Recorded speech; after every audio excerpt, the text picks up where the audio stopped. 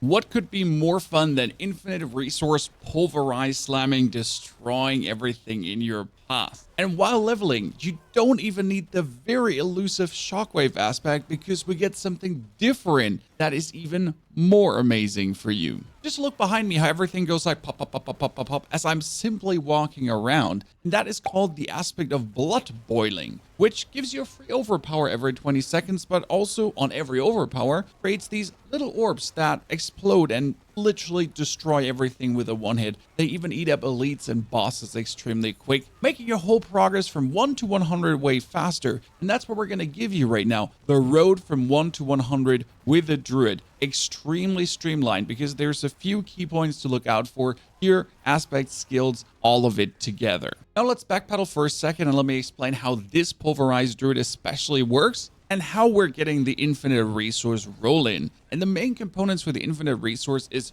Earthen Horror, which turns your Pulverize into an earth skill and has tectonic spikes coming out of the ground. This gets followed up by the aspect of the Quicksand, which has your earth skilled, which Pulverize is, then slow enemies. And lastly, for your ring, the aspect of the Umbral. Whenever you crowd control an enemy with your Pulverize, that's an earth skill, that's slowing enemies, will give you 6 spirit per crowd control enemy. And we're mostly pushing Helltide, so there's every Pulverize, crowd controlling everyone, giving you spirit back, turning you into a spirit factory. Now for the gameplay loop, we're touching on 3 interesting concepts. That is overpower with a Pulverize, together with a trample restoring some spirit if it's needed. Then you get the poison creeper that is continuously providing you poison and actually keeping things away from you by immobilizing them. And that will become in handy with the pit, but the build would change a bit to the pit. And lastly, we're using, well, again, the poison with the claw. The good thing about the claw is that really, if you manage to get out of some kind of spirit, we're having like 2 claws and you're back up again. But that also gives us movement speed. Because if we're looking at the skills right now, we're actually going to be playing Claw into Fierce Claw for the poisoning. That gets followed up by all the points into Pulverize, with a free overpower from Pulverize, and then having Pulverize reduce the enemy's damage. Because with the Iron Fur and the Pulverize, you're essentially already having 29% damage reduction rocking. Useful. Your core skills will do way more damage, which is fantastic. And don't worry, the link in the description below has the perfect leveling path running down, but you should also understand why we're doing what. We're getting elemental resistance up to 15%, so we don't have to do that much in the Paragon board, and over resistance very easy. While leveling Debilitating Roar is just amazing, together with the Fortify, straight up Fortify, and then the heal. The Fortify is so important because Fortify is essentially how your overpower damage comes together, life plus Fortify, and that's 22% of your life already. Then we got Poison Creeper going on, which is always on. And no, we're not thinking about Earthen Bulwark because, let's be fair, when do you actually use Bulwark while leveling? Never, exactly. And the Poison Creeper lasts a little bit longer.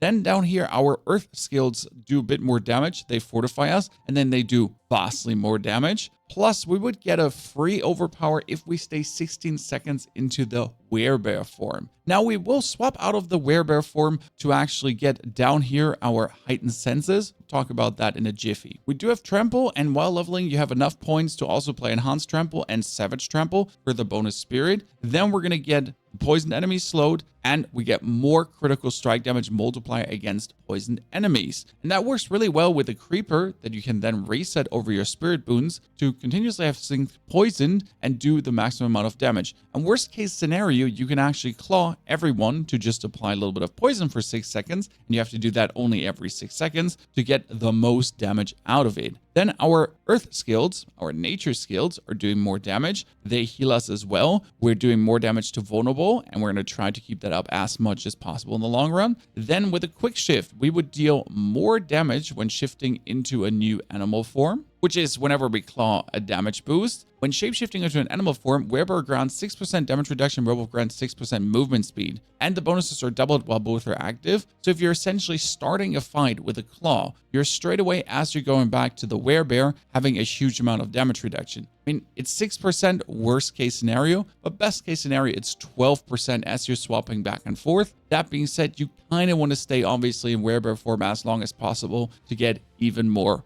overpowers. Now to the gear, and I'm already level 90, so that's kind of a little bit unfair because we got the Ring of Starless Skies, we get the Banished West Talisman, all that kind of stuff that we picked up. So let's rather look at what's realistic while leveling, and that was again the aspect of the Umbral, further resource back on crowd control with the Earthen Horror on your gloves and the Quicksand on your pants. Now you're gonna say, I won't get these 3 aspects. You will, because between level 20 and 50, you can go to the Alchemist and buy yourself an allowance cache. It will be here on the summoning items, where the Transmute Spark also is. And there's something called a summoning cache, and that will just be full with legendaries that have all kinds of aspects on them. And from level 20 on 250, you can buy that and just get insane equipment. And it only costs, I think, iron shards. And you get like 11k of those, probably more even, because I already bought tons of them. No problem. You'll be able to get that. Now, you will probably not have the Shockwave aspect in the beginning. I get it at level 80. What you're playing until then is the blood boiling aspect on your weapon. And blood boiling is super cool. It reads, when your core skill overpower an enemy, you spawn 3 volatile blood orbs and they deal 20,000 damage. The cool part is you're walking through them, they explode, everything dies, right? And it multiplies up with your crits and everything. And that's not even it, because every 20 seconds, your next skill is guaranteed to overpower. That's another free overpower on top of all the free overpowers that we're already getting. The second aspect on your ring is going to be the aspect of the Changeling Depth, which gives you multiplicative bonus damage while hitting a poisoned enemy as a werebear. And, well, we're going to have enemies poisoned as we're going to essentially be poison creepering them. When it's coming periodically out of the ground to poison someone, that is going to be the bosses or the mobs. And you can actually trigger it to then just literally pulverize into it to get the super bonus from the Changeling Depth. Works fantastic together. For the helmet, it's Aspect of Might or Harlequin Crest. If you have a Harlequin Crest, use it. Otherwise, just take that 20% damage reduction every 6 seconds. You can get a huge amount of that. If your enemy is far away from you, it doesn't matter. If they're close to you, you can just zoop it in. And for the chest, you don't have to play anything, but as soon as you get Insatiable Fury, you want Insatiable Fury. This is the number 1 want, because it essentially provides you with 3 ranks to all werebear skills, damage reduction while fortified, more armor in werebear form, physical damage, everything. And I'm currently at 15,000 armor because I completely over armor with the Juggernaut. It was the easiest way for me to just get over armored easily, right? My boots aspect is something completely useless. I just wanted to have the armor to survive anything, to not worry. And with the bear armor, we're currently at 22,000, but we'll make sure to land at that 9.4 as with them 100. But until 100, you just simply make do because you're flying so fast upwards. And then on 100, you're going to have the Paragon board handle that for you. As you do have the Shockwave aspect, you put it on your weapon, and then you can move the blood boiling aspect to your necklace. That works extremely well, especially pushing to 100 to get that free overpower to obliterate everything. Just a beautiful combination. Later, we're going to swap that out for the Banished Lord's Talisman to provide us with free overpowers. That being said, I am not yet 100% sure if Banished Lord's Talisman is the 100% endgame play, since it does give you a 60% multiplier, but the aspect of retaliation also gives us another 45% multiplier that kind of always works because it works with our fortify, and our fortify is always going to be maxed. We'll see as we reach 100 and dive deeper into the pit. Now, as soon as we hit level 50, you straight up get a solution for your vulnerable problem, because you can't really make things vulnerable as a druid easily. You get exploit. Boom. That one will be offset by our rings later.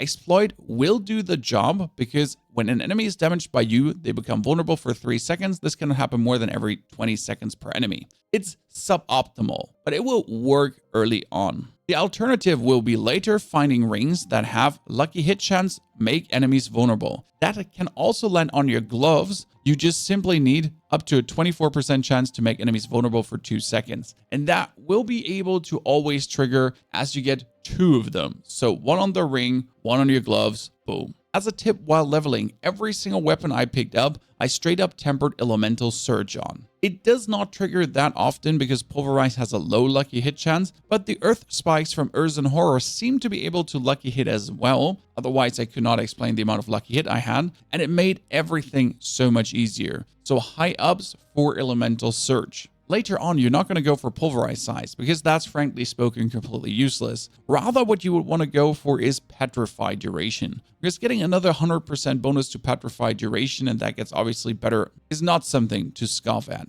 The problems arise with the offensive tempering, because technically you want Earth overpower damage, but practically that is, well, Earth damage, Earth lucky hit chance, Earth critical strike chance, and boulder damage. So it's a 1 out of 5 to actually get that. Most likely won't happen. Alternative, you could be looking at getting damage to crowd control enemy, damage to close enemies, or damage to distance. I'm mostly going for damage to close because that's what you're going to do in most cases. You're going to stand relatively close to your opponents. It's a bit tricky. I mean, the damage to distance would probably be the most damage because damage to close literally means in touching distance, where damage to distance means if you're out of touching distance, that's already distance straight away. There's no damage to in the middle enemies, right? Either close or distant. I mean, optimally, it would really be just hitting the earth overpower, but we all know that won't happen, right? You're going to break your items. Now, before we dive into Paragon boards, your spirit boons. And they're a bit tricky because we can swap a lot around here, and it's also explained in the guide. And what you're looking for from Mr. Deer is reduced damage from elites. Then while leveling from the Eagle, you're going to take the attack speed and the critical strike damage. But later, as you hit level 70, 80, we're going to be swapping over to maximum life because another 14% bonus on the 20% bonus of Urza and Horror with everything together is just too good to get you all the life with a Fortify to multiply up and then overpower beyond belief. For the Wolf, we have Lucky Hit to restore Spirit, but that one will be swapped over to Pack Leader later on for the cooldown reduction on the Companion skill. The Spirit is a bit better in the beginning to really make sure that you can just keep on pulverizing. The Snake is going to be Obsidian Slam, and that works very good while leveling, but let's be real for a second here. If we're doing higher pits, the 20 kills are not going to be soaking up that quick anymore, and especially as you're in boss fights, kind of useless. So technically masochistic, where critical strikes with shapeshifting skill have a chance to heal you for 5% max life, is going to be better, and it's able to claw you out of some annoying situations, might in general make pushing just a bit more convenient.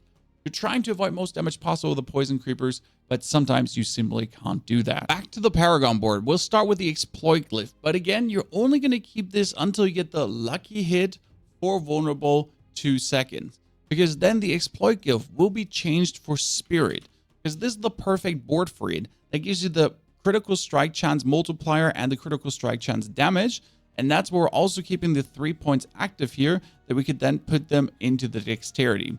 Thing is that exploit is just too good in the beginning, but if you can then substitute it later on, it's useless because that bit of vulnerable damage is not there, and the additional bonus can be substituted. Very simple.